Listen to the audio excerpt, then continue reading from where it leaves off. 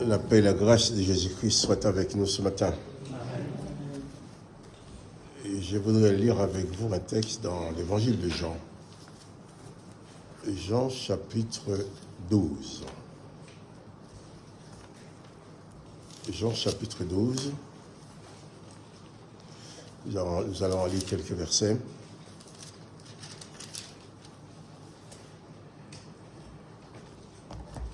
Et nous avons la preuve que le Seigneur, Jésus maîtrise, nos vies maîtrisent les événements.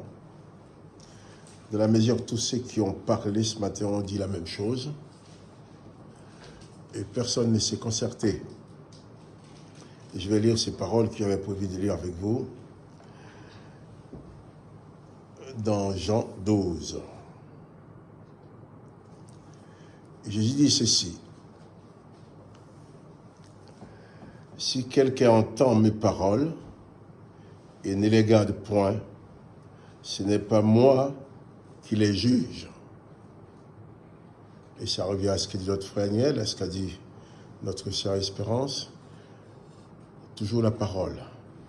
Si quelqu'un entend mes paroles et ne les garde point, ce n'est pas moi qui les juge, car je suis venu non pour juger le monde, mais pour sauver le monde. Celui qui me rejette et qui ne reçoit pas mes paroles a son juge. La parole que j'ai annoncée, c'est elle qui les jugera au dernier jour. Car je n'ai point parlé de moi-même, mais le Père qui m'a envoyé m'a prescrit lui-même ce que je dois dire et annoncer. Et je sais que son commandement est la vie éternelle. C'est pourquoi les choses que je dis, je les dis comme le Père me les a dites.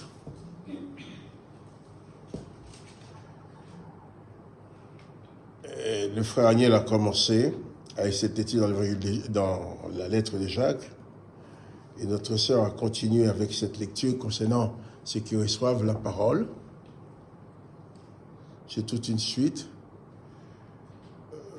Moi, je vais parler un petit peu sur ces paroles de Jésus-Christ qui donnent des précisions, qui dit « Il ne condamne pas celui qui n'écoute pas sa parole. Il ne les juge pas. » Mais seulement, ces personnes ont quand même leur juge, parce que c'est cette parole qu'ils ont entendue qui sera leur juge au dernier jour. Et Jésus précise que même pour ceux qui ne reçoivent pas sa parole, qui ne veulent pas recevoir sa parole, il n'est pas venu pour les juger, il ne juge pas le monde. Jésus n'est pas venu en tant que juge, il est venu uniquement en tant que sauveur. Et il précise bien que celui qui le rejette, ne rejette pas que lui, il rejette aussi le Père.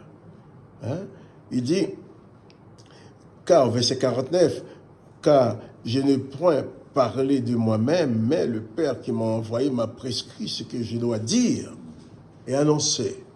Jésus-Christ est donc la représentation du Père sur la terre pour apporter aux hommes les révélations de son existence et pour les apporter les paroles de la vie éternelle. Jésus-Christ va me dire que je sais que le commandement du Père, je sais que son commandement est la vie éternelle, je ne dis pas autre chose.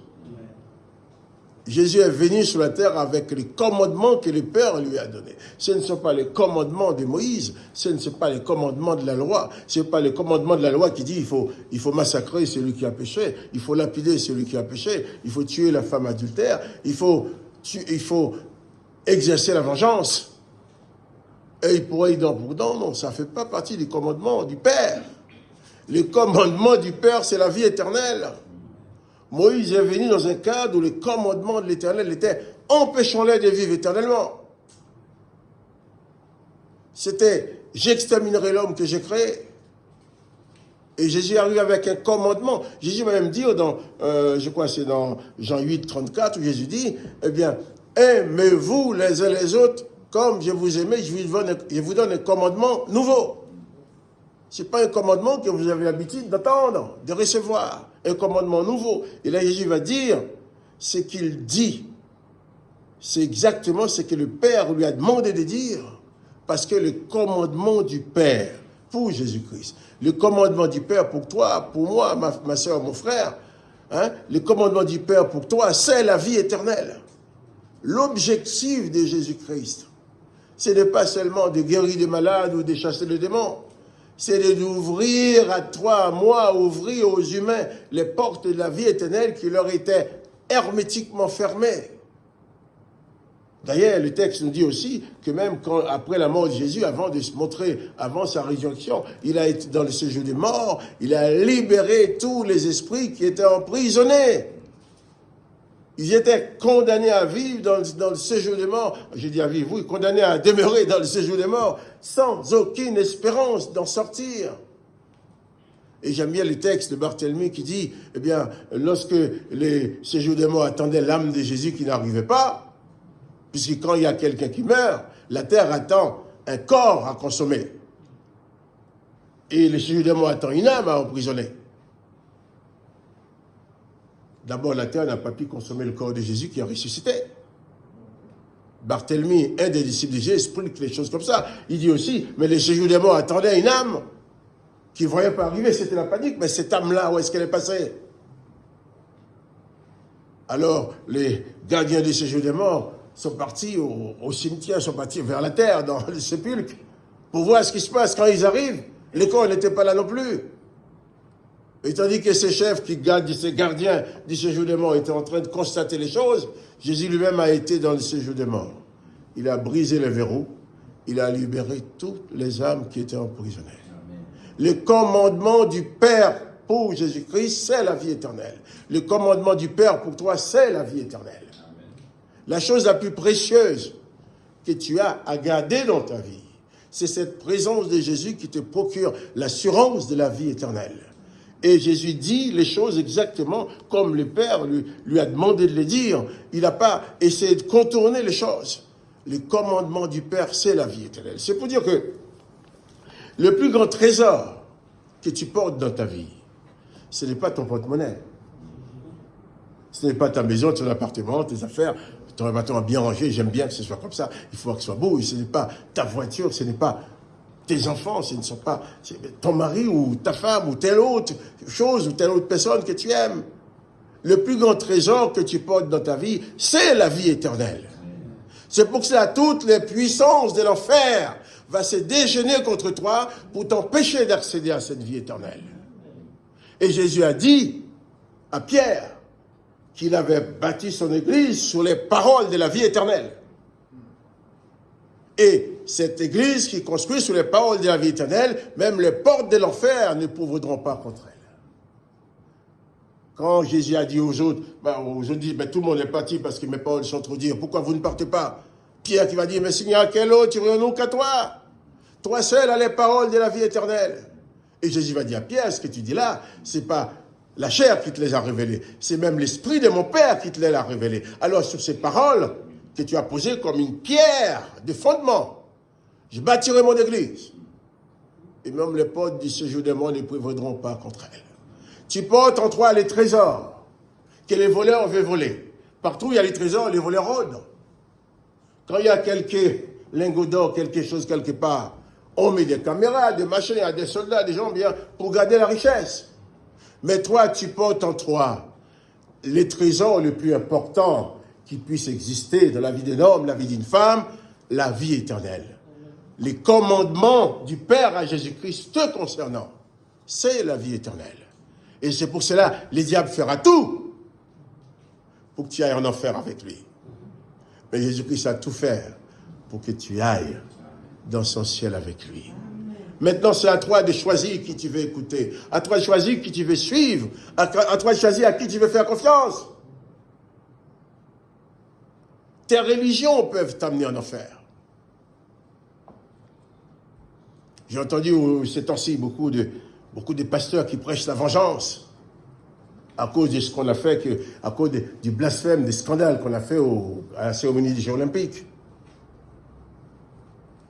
Je ne sais pas si il y en a ici qui crient vengeance, mais quand ils crient vengeance, ils vont lire les textes de vengeance justement pour dire Dieu va venger. Mais quand ils font ça, Ils sont à des milliards d'années-lumière de Jésus-Christ. Jésus-Christ n'a pas crié vengeance. Quand on a humilié Jésus de son vivant sur la terre, qu'est-ce qu'il a fait? Il a condamné quelqu'un? Il a condamné personne. Même ceux qui l'ont cloué, qu'est-ce qu'il a dit? Père, pardonne-leur.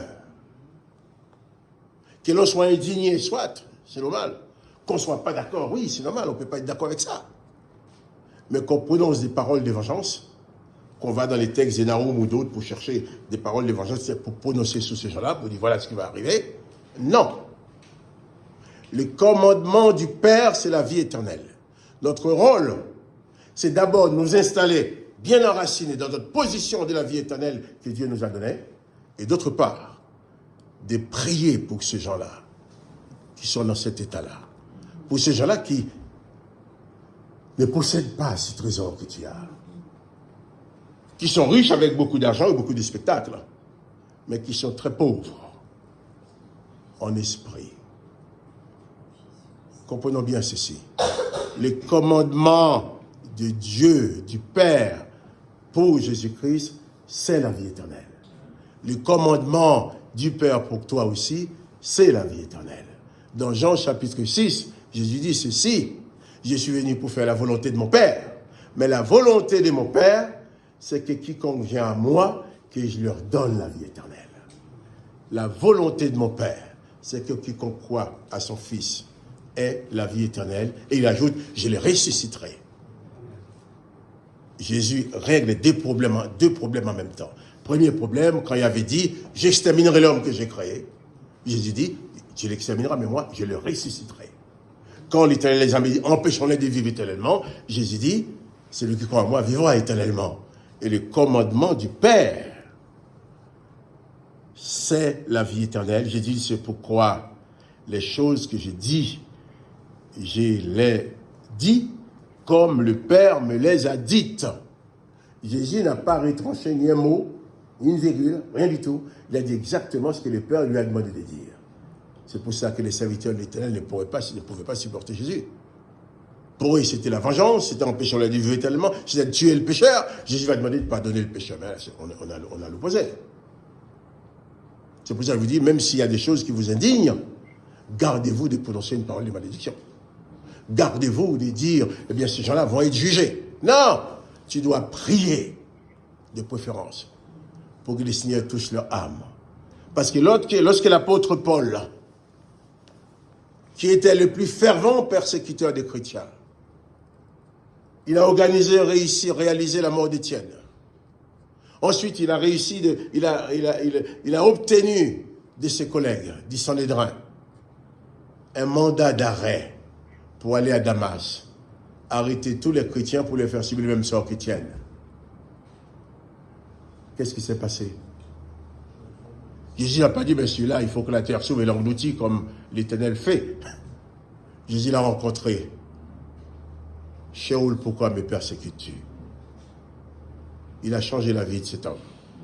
Mais l'une des premières choses, on ne remarque pas souvent, l'une des premières choses que Jésus-Christ a fait pour Paul, il a dit d'aller dans la maison d'Ananias, j'enverrai quelqu'un pour t'aider. Et quand Jésus va dire à cet homme qu'il faut aller voir Paul pour prier pour lui, ah Seigneur, tu rentres, ce gars-là, il vient pour nous tuer, tu vas prier, tu verras, je sais ce que je vais faire avec lui. Jésus aurait pu dire, rassemblez tous les juifs pieds qui sont avec toi, prenez des cailloux, allez là-bas, il y a un homme à lapider. Quelqu'un qui se dresse contre l'Éternel, c'est ce qui lui arrive, non? Et Jésus va dire, je l'ai montré. Mais encore, c'est pas tout. Mais Jésus va dire, Ananias, il faut que tu ailles dans la maison de Simon le Corailleur, et là tu vas trouver Paul. Si Jésus avait dit, tu vas trouver Paul, amenez plusieurs personnes avec toi, amenez des gros cailloux, vous lui éclatez la tête, là, vous lui lapidez, comme dit la loi. Mais non, pas du tout. Jésus a dit, tu vas prier pour lui. Seigneur, lui qui a tué notre frère Étienne, qui veut tuer les autres, tu m'envoies prier pour lui. Non seulement tu vas prier pour lui, tu vas prier pour qu'il reçoive le Saint-Esprit. Et je vais expliquer quelque chose là-dessus. Paul, en faisant tout ce qu'il faisait, serviteur de l'Éternel, il était animé de l'Esprit de l'Éternel, n'est-ce pas? Vrai ou faux? Il y a animé de l'Esprit de l'Ancien Testament qui disait qu'il faut tuer tous ceux qui disent quelque chose qui va à l'encontre de ce qui a été établi. Jésus-Christ ne pouvait pas utiliser Paul avec l'Esprit qui était en lui.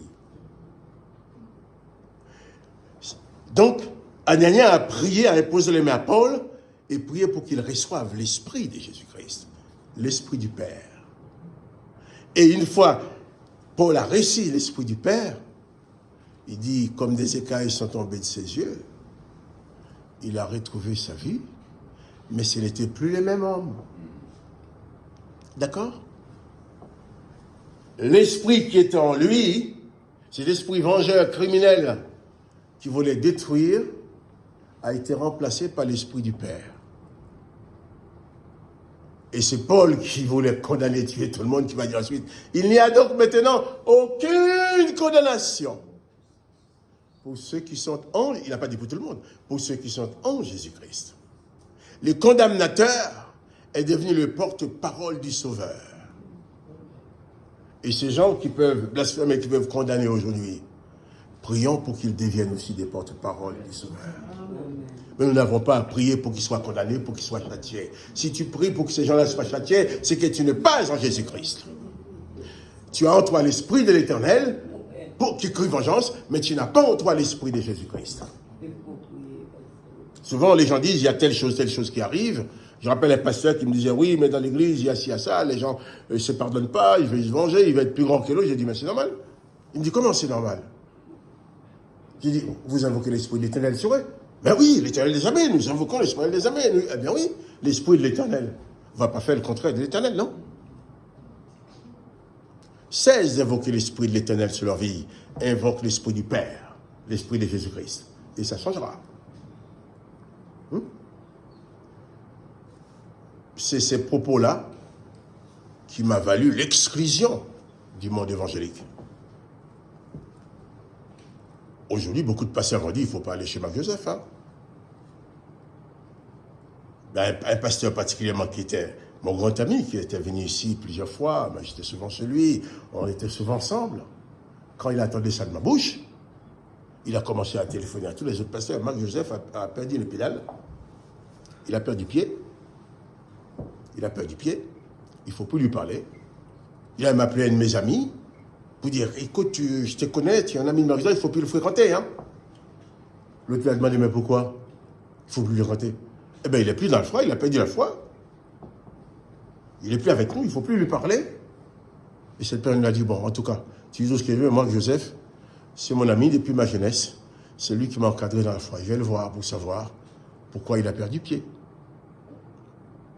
Vous ne pouvez pas en même temps pratiquer les choses, les commandements de la loi et le commandement du Père.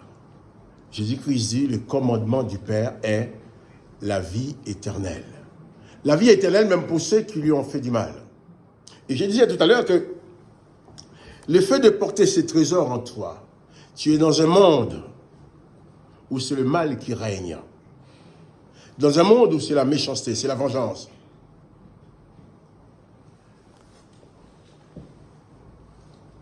Si tu es conscient d'avoir ces trésors en toi, il ne faut pas t'étonner qu'il y ait des tribulations, comme Jésus l'a dit. Vous aurez des tribulations dans ce monde, mais prenez courage, car j'ai vaincu le monde. Les tribulations ne sont pas là pour te détruire, car ta victoire est déjà assurée. Jésus n'a pas dit que je vais vaincre le monde. Ce n'est pas le futur, il dit, j'ai vaincu le monde. Satan, le diable, face aux disciples de Jésus-Christ, c'est un ennemi qui est déjà vaincu, mais qui fait du bruit. C'est pour ça que l'apôtre Pierre va dire, veillez donc, car Satan rôde comme un lion rugissant, cherchant qui il dévorera. Il a dit, résiste-lui avec une foi ferme. Il nous a mis en garde aussi, pas contre la puissance du diable, mais contre les ruses du diable. Hein? C'est des femmes de la foi afin de pouvoir résister contre les ruses du diable.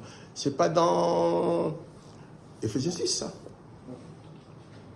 Prenez toutes les armes de Dieu afin de pouvoir résister contre les ruses du diable. C'est Paul qui dit ça. Pierre a parlé qu'il rôde comme des lions rugissants, mais Paul dit contre les ruses. Le diable n'a pas de puissance contre toi. Il n'a pas de pouvoir sur toi. Mais il utilise ses ruses pour te faire peur. Une fois que tu es dans la peur, il comprend que tu ne sais pas que c'est toi qui commande. Eh bien alors, il peut te malmener. Mais Jésus-Christ dit, il y aura des tribulations, prenez courage, car j'ai vaincu le diable. Et aujourd'hui, il y a d'autres ruses que le diable est en train d'utiliser. D'autres ruses. Parce qu'il veut, il veut à tout prix arriver à soustraire un maximum de personnes de la vie éternelle. En sorte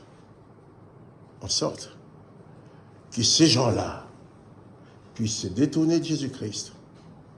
Mais ton trésor, c'est la vie éternelle, et cette vie éternelle est en Jésus-Christ. L'apôtre Jean va écrire, Dieu vous a donné la vie éternelle. Je crois que c'est dans 1 Jean 5. Et la vie éternelle se trouve en Jésus-Christ. Et Jésus-Christ, je reviens aux paroles de Jésus qui dit, j'ai dit, le commandement du Père, c'est la vie éternelle. C'est pourquoi les choses que j'ai dites, je les dis comme le Père me les a dites. Aujourd'hui, l'une des ruses du diable pour nous détourner de la vie éternelle, et ça c'est très subtil, c'est très rusé. J'ai entendu beaucoup de reportages, on explique que certains magasins, les magasins français vont le faire, permettent aux gens de pouvoir acheter et payer en utilisant le paume de la main. D'accord? Ils disent que ce sera plus facile, ce sera plus rapide, les gens ne perdront pas de temps en caisse, et les gens ne pourront pas perdre les cartes de crédit. Et il y en a un qui a expliqué, bon, il faut pas avoir peur, si on te coupe la main, une fois que la main est coupée, la carte n'est plus utilisable. Hein. La main n'est plus utilisable pour payer, on ne peut pas te couper ta main pour aller payer quelque chose. Et là, il y a énormément de gens qui vont tomber dans ces pièges-là, qui vont recevoir dans leurs mains ces moyens de paiement dont il est question. Je vais vous lire ça dans Apocalypse, je crois, chapitre 13. Apocalypse, chapitre 13. Et en préambule, je dirais, il y a quelque temps que notre président en parlant, président de la République en parlant, a dit que la bête de l'événement est déjà là. Et les textes nous disent que cette bête de l'événement va agir avec arrogance. À notre cérémonie des Jeux olympiques, cette arrogance contre Dieu s'est manifestée. Au point de prendre les tableaux qui représentent la scène de Jésus-Christ et de mettre les horreurs que certains d'entre vous ont vues aussi, ils ont mis avec pour comparer avec ça. Et tandis que cette arrogance se manifeste, on nous annonce que bientôt, on va pouvoir payer ses courses avec la paume de la main. Donc, ceci dit que, quelque part, il y a cette arrogance qui met les chrétiens, le monde chrétien en émoi. Tout le monde est énervé et occupé avec ça. Au point que certains prononcent leurs insultes à leur encontre. Certains prononcent leur jugement. Mais ils n'ont pas beaucoup de temps de découvrir qu'on leur propose de mettre déjà en France la marque de cette bête-là. Et c'est quelque chose qui est déjà utilisé aux États-Unis. C'est déjà en cours, hein, c'est courant. En Espagne aussi. En Chine, c'est beaucoup la reconnaissance faciale. En Suède, ils font encore plus fort. Avec une piqûre, ils t'implantent là, entre les pouces et l'index. Hop, un tout petit machin, petit puce. Tu passes, hop, tu payes comme ça. Avec ça, les gens peuvent débloquer tel machin, ils payent comme ça. Donc, ils ont ces moyens de paiement. Ça devrait commencer en France, je crois, cette semaine. Mais apparemment, il y a un petit problème. Ils ont reporté ça ultérieurement, ils vont le faire après. Et c'est l'occasion pour ceux qui n'ont pas été avertis de l'être. Je vais lire ce texte. Je ne vais pas lire tout. Il est question de cette bête qui apparaît, Apocalypse 13, verset 6. Elle ouvrit la bouche pour proférer des blasphèmes contre Dieu, pour blasphémer son nom et son tabernacle et ceux qui habitent dans le ciel. Voilà. Le blasphème, nous l'avons vu. Aux yeux du monde entier, c'est la France c'est tout ce que les responsables des Jeux Olympiques et le gouvernement français a estimé bon de présenter au monde pour la France. Cette arrogance avec le blasphème. Et je vais maintenant, je ne lis pas tout le reste, je vais lire maintenant au verset 14.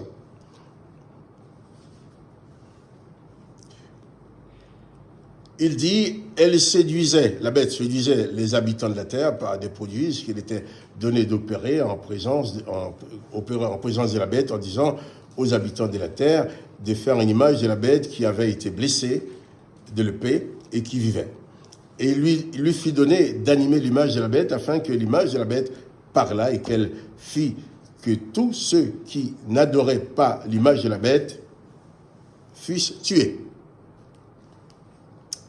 Et elle fit que tous, petits et grands, riches et pauvres, libres et esclaves, reçussent une marque sur leur main droite et sur leur front, et que personne ne put acheter ni vendre sans avoir la marque, le nom de la bête ou le nom de son nom. Il dit, c'est ici la sagesse, que celui qui a l'intelligence calcule le nombre de la bête, car c'est un nombre d'hommes, son nombre est 666.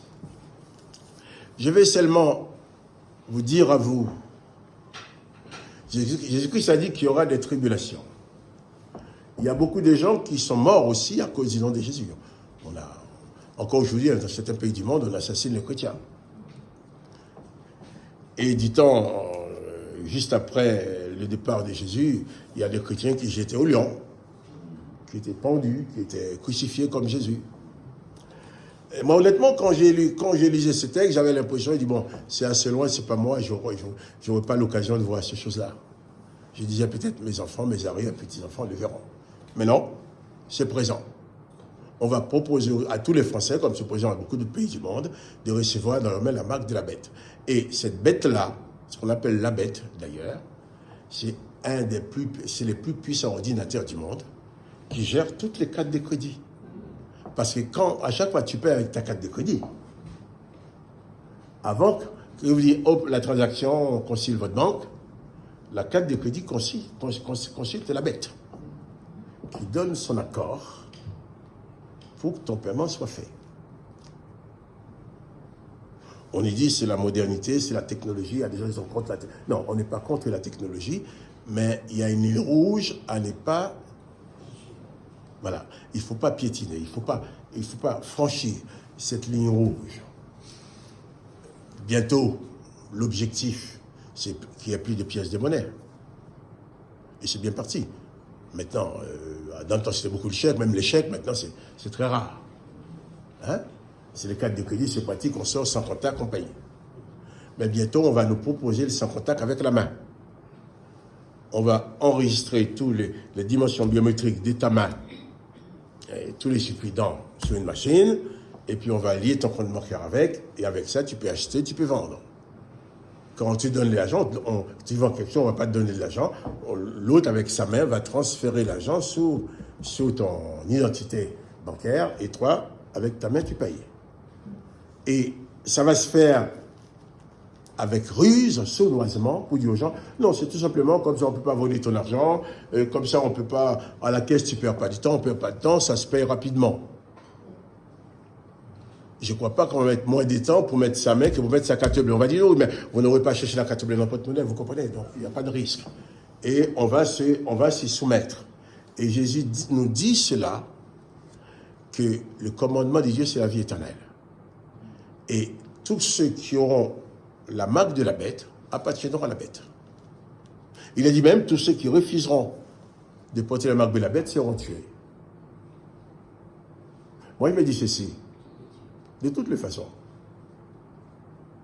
que je meurs dans 3 jours, que je meurs dans 10 ans, je sais que, heureusement, je ne vais pas rester toujours dans ce corps. Un jour, ce corps va tomber, il va mourir. Mais l'important pour moi, ce n'est pas la vie sur la terre. L'important pour moi, c'est ma vie éternelle. Je préfère ne plus pouvoir vivre dans ce monde, ne plus pouvoir vendre et acheter. Préfère être reconnu comme désobéissant, qu'on me tue, mais que je conserve ma vie éternelle.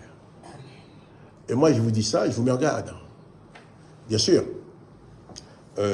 certaines personnes qui vont m'entendre dire, vont dire, tiens, ce gars-là, c'est un complotiste. C'est un complotiste, c'est un gars qui va à l'encontre de la technologie. La technologie est bonne pour moi. J'utilise pas mal la technologie, mais à condition que ça ne piétine pas sur ma vie éternelle.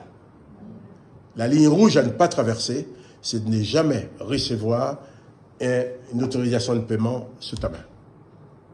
Tu auras la marque de la bête, et malgré ta bonne foi, la bête aura droit sur ta vie, aura droit sur toi. Jésus-Christ donne sa parole. Moi, je donne ces paroles selon ce qui est écrit là-dedans, dans la Bible. C'est à chacun de prendre, comme nous a bien expliqué Espérance, c'est à chacun de faire en sorte de recevoir la parole. Hein? Et ce matin, depuis hier soir, je dis, bon, je vais parler de ces choses-là aujourd'hui, mais honnêtement, je ne savais pas comment aborder ce sujet. Il était 3 heures matin, je me suis réveillé, et ça trottine dans ma tête, il me dit, comment tu vas aborder ce sujet? Alors j'ai quitté mon lit, je suis parti dans mon bureau, j'étais là. Je suis resté pendant 2 heures à réfléchir, à méditer, à prier. À dire, mais comment? J'ai dit, mais Seigneur, il faut que tu... J'ai demandé au Seigneur d'organiser les choses pour qu'au moins dans les cultes, les terrains soient propices à aborder ces sujets. Eh bien, c'était fait. Là, j'ai choisi un texte que j'allais lire. Agnès, je ne sais pas ce qu'il lui prend, il arrive, il nous dit, soumettez-vous à Dieu, résistez au diable. Nous devons nous soumettre à Dieu et résister à la bête. Amen. Si la bête doit nous tuer, non, la bête ne peut pas nous tuer, il tuera le corps. Hein? Nous devons, nous chrétiens, nous préparer à entrer dans cette dimension de résistance. Nous devons résister. Il ne faut pas nous étonner que d'ici quelques années, on te dit, bon, tu ne veux pas avoir, il n'y a pas d'autre moyen de paiement, tu ne veux pas la marque de la bête, eh bien, tu ne pourras pas acheter ni vendre. Il y a un frère qui m'a dit, mais dès maintenant, il faut qu'on trouve de l'argent, acheter quelques grands hectares de terrain quelque part, et comme ça on pourra cultiver, on n'aura pas acheté des choses des gens, on pourra élever nos bêtes pour nos viandes, machin, on va cultiver. Ben, je ne sais pas. Je connais un frère aussi qui a acheté une propriété, il garde cette propriété, en sorte que quand ce jour arrive, qu'il puisse accueillir les gens. Tout ça, c'est beau. Mais est-ce que tout ça va suffire? Non. Ce ne sera pas suffisant. Mais quelqu'un qui peut le faire, ce n'est pas un mal.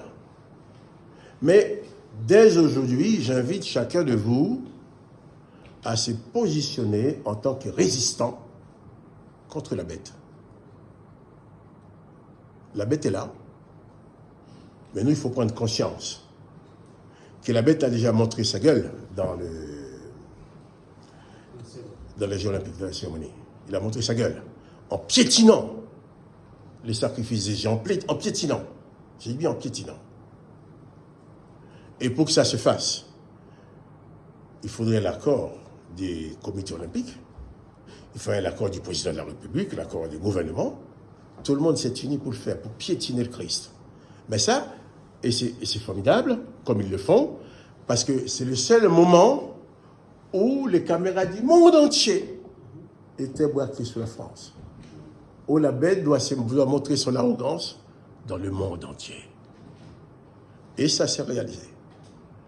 Et maintenant, chose qu'il n'avait pas encore chez nous, une fois que l'arrogance de la bête s'est bien manifestée, Mais la bête a montré sa gueule. Maintenant, il va entrer en action. On nous dit, il faut prendre la marque de la bête. Sachant qu'on a un président qui nous a... Il n'est pas hypocrite, lui. Il nous a dit, la bête de l'événement est déjà là. Il va agir.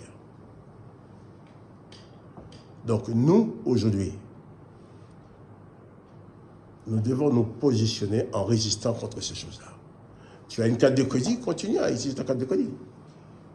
Mais refuse d'avoir une puce dans ta main. Refuse d'avoir même quelque chose de biométrique dans ta main pour payer. Nous sommes avertis et je vous conseille aussi de parler de ça à vos amis. Parler de ça à vos connaissances. J'ai transporté un homme dans ma voiture, je crois avant-hier. En parlant, j'ai dit attention, il m'a dit la marque de la bête, c'est quoi ça? J'ai expliqué. Il m'a dit ah bon, dans ce cas-là, je vais essayer, je vais fouiller, je vais chercher sur Internet, voir ce que c'est la marque de la bête, pour comprendre. Parce que je ne vais pas tomber dans ce piège. Les gens, croyants ou non croyants, nous avons le devoir maintenant de faire ce qu'il faut pour leur réveiller l'esprit. Bien entendu, moi, ce faisant, je sais bien que je ne me fais pas d'amis. Hein. De toute façon, dans le monde évangélique, je n'ai pas d'amis. Dans le monde des pasteurs, je n'ai pas d'amis. J'ai peur. Oui, je ne cherche pas à faire des amis. Moi, la seule chose qui compte pour moi, c'est la présence de Jésus-Christ. C'est le seul ami qui ne me lâchera jamais. Donc, Jésus-Christ a donné sa parole. Et surtout, Jésus-Christ a dit aussi qu'il donne le pouvoir sur Satan, sur les démons, les mauvais esprits. Les miracles qui accompagneront ceux qui ont cru, au nom de Jésus, ils chasseront des démons. Ils parleront de nouvelles langues. Si même on les empoisonne, les poisons ne les tuera pas. Ils imposeront les mains aux malades et ceux-ci seront guéris. Mais à côté de tout ça, Jésus nous dit aussi que nous serons persécutés. Il dit aussi que certains d'entre nous seront mis à mort à cause de son nom. Maintenant, la question, es-tu prêt à mourir pour sauver, pour gagner ta vie éternelle? Jésus-Christ est mort pour te donner la vie. Mais toi, cette vie éternelle que Jésus-Christ a payée de sa mort, de sa vie, es-tu prêt à donner ta vie pour la conserver? Tout en sachant, comme je disais tout à l'heure, ma vie sur la terre, c'est quoi? C'est le temps de manifester sur la terre, faire quelque chose, travailler durement pour me fatiguer, pour pouvoir manger. Et oui, il y a des bonnes choses. Mais de toute façon, j'ai que cette vie va se terminer. Il y a un de mes fils qui m'a dit, mais papa, tu sais, tu as 74 ans. Je ne crois pas que tu as encore 40 ans ou 50 ans d'espérance de vie. Je sais de toute façon, je vais mourir. Donc, qu'est-ce que c'est 40, 50 ans? Si on parle de 50 ans, on est en 2024, mais ça fait 51 ans que je fréquente cette salle. Ça passe vite, hein? Ça fait 51 ans que je suis entré dans cette salle pour la première fois. Il me dit, mais tu n'as pas encore 50 ans d'espérance de vie. Donc, qui veut dire que, au point qu'on en est, au point où nous sommes, la seule chose que nous devons défendre, c'est cette vie éternelle que Jésus-Christ nous a donnée. C'est le trésor le plus précieux à garder. S'il faut mourir pour protéger ce trésor, accepte qu'on détruise les corps. Mais gardons ce trésor. Ne tombons pas dans le piège. Je vous le dis, et je vais le crier haut et fort par tous les moyens qui sont à ma disposition. Je vais m'utiliser la nouvelle technologie aussi pour le dire. Mais, seulement, Jésus-Christ nous a dit les choses exactement comme le Père lui a donné, parce que le commandement du Père pour toi, c'est la vie éternelle. Donc, gardons cette dimension de vie éternelle. Ne permet pas à Satan, dans ses ruses, de nous piéger pour porter sa marque dans nos mains pour pouvoir acheter quelques kilos de pommes de terre, quelques kilos de riz ou de pâtes, ou même de la viande. Hein? Ça sert à quoi? La vie éternelle, c'est ton trésor. C'est ça qu'il faut garder. S'il faut qu'on détruise le corps, on savait déjà que le corps ne va pas vivre éternellement, n'est-ce pas? Il faut bien qu'il meure un jour. Eh bien, le jour qu'on te tuera parce que tu refuses la marque de la bête, ce sera pour toi le jour de ta délivrance. Que le nom du Seigneur Jésus soit béni et que chacun de nous aussi soit béni dans sa grâce et que le Saint-Esprit de Dieu nous éclaire et nous donne d'être vigilants afin de ne pas tomber dans les pièges de l'ennemi. Seigneur, merci pour ta parole. Merci pour ton Saint-Esprit qui nous aide à l'assimiler et la mettre en pratique. Nous savons que nous pouvons toujours compter sur ta grâce, car tu es le Dieu de la grâce. À toi donc nos louanges et nos reconnaissances, dans le nom du Seigneur Jésus-Christ. Amen.